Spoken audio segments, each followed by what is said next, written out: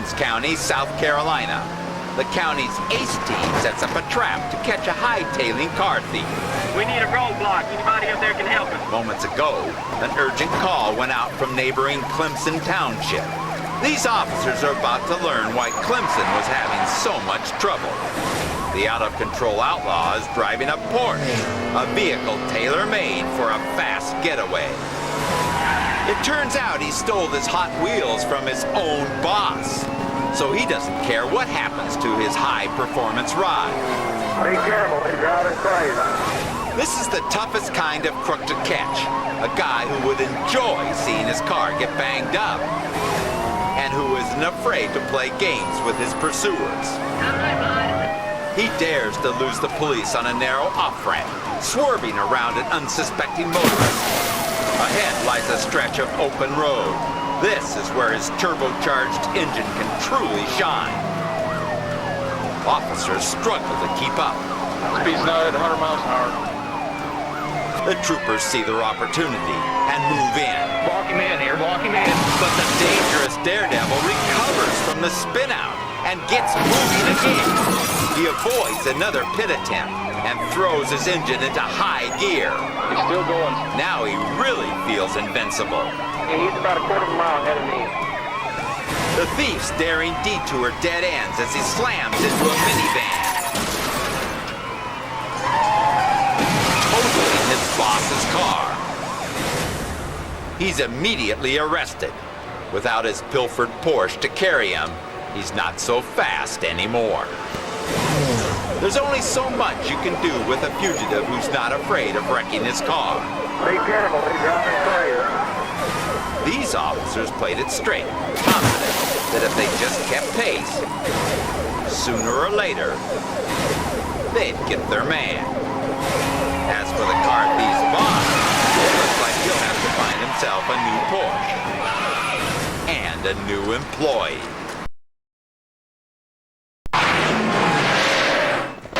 Tipp County, Georgia. Most criminal joyriders will eventually reach a breaking point, but not this fugitive. The suspect challenges cops to an all-out speed duel. Speeding up around 80 miles per hour. He's already led deputies across one county line He's coming up on the county line here. and is moments away from crossing another. Going into Turner County there. Intent on stopping the fugitive before he enters yet another jurisdiction, Staying in the high lane right now. the officer calls for additional support. Let's see if we can slow him down.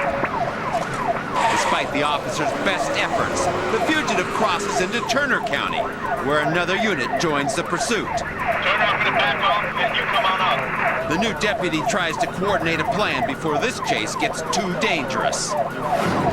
He and two other cruisers move quickly to box the suspect in. It's a rolling roadblock, and it seems to be working. The fugitive does what he can to release himself from the trap. He orchestrates a symphony of jerks and jams, hoping to bust out of the moving barricade. But it's no use. Police are slowing him down.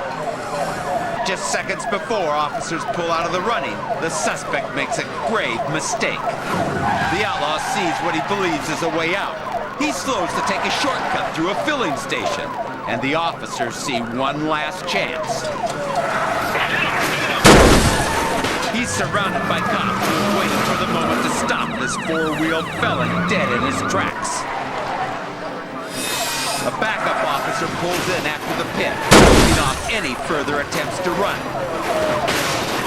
There are plenty of cops on hand to make sure he doesn't go anywhere. You're under arrest.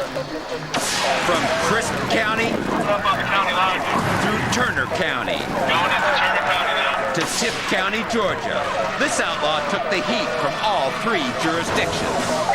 Vice PD, we're coming into town. His tri-county route put local law enforcement to the test. This is getting too dangerous.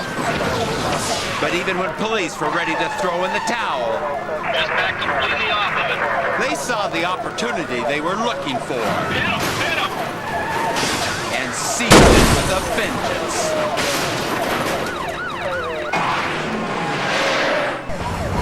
Seminole County, Florida.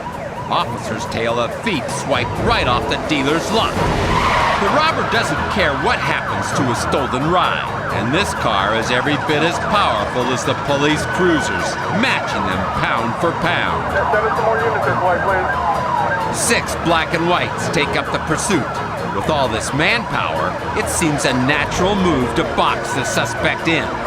Police position themselves on every other side, leaving the outlaw with nowhere to run.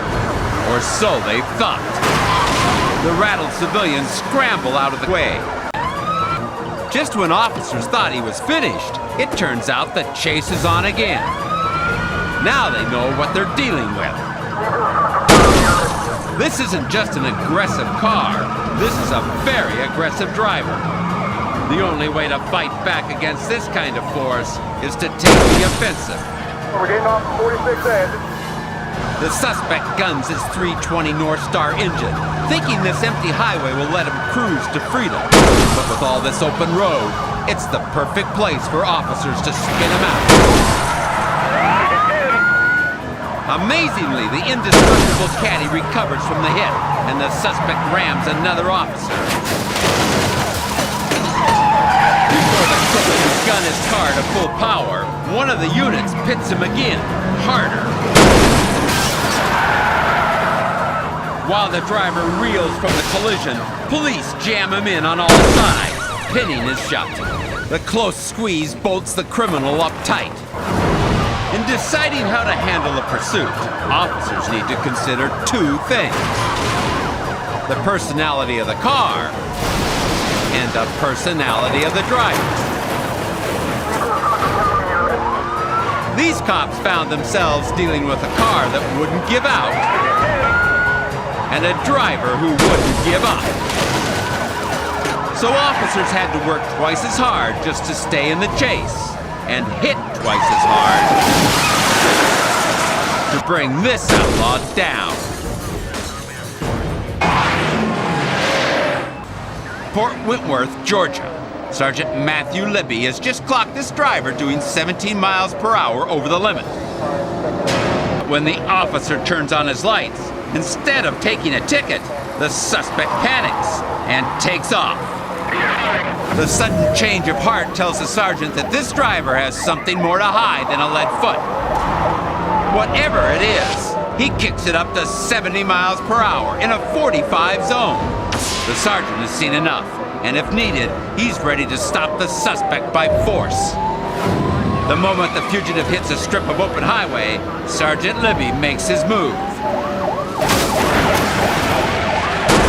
He performs a high-speed pit with expert precision, causing the fugitive to spin out onto the center divide. The chase isn't over. A backup unit rushes in to assist the sergeant.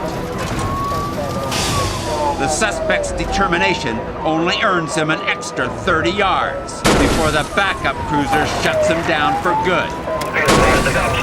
With the fugitive stopped at the side of the road, Sergeant Libby gets to unmask the real reason for this crook's flight. A search of the car reveals 4 beer cans, all empty. The sergeant's hunch that this guy had something to hide was right on the money. Warren, Michigan. Police respond to a report of 3 brutal muggers preying on shoppers at this mall. And they arrive just as the trio is fleeing the scene.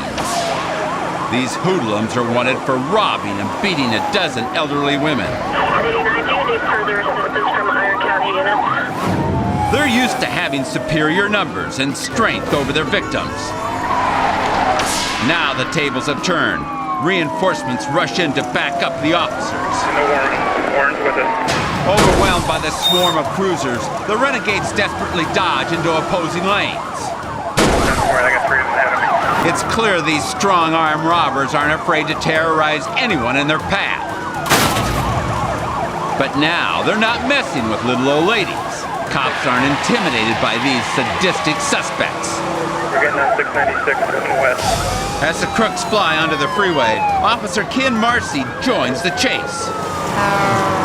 He coordinates with other units to tighten their grip on the speeding car. I'm going to try and slow him down a little bit.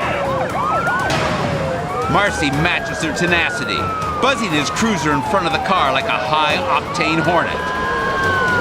The driver tries to swat him away, clipping the police car. And ran the warrant car.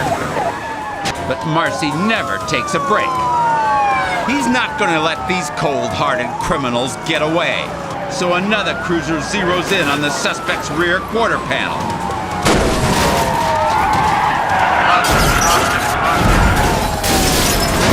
A precise hit. The vehicle carves a wide, smoking arc across the freeway.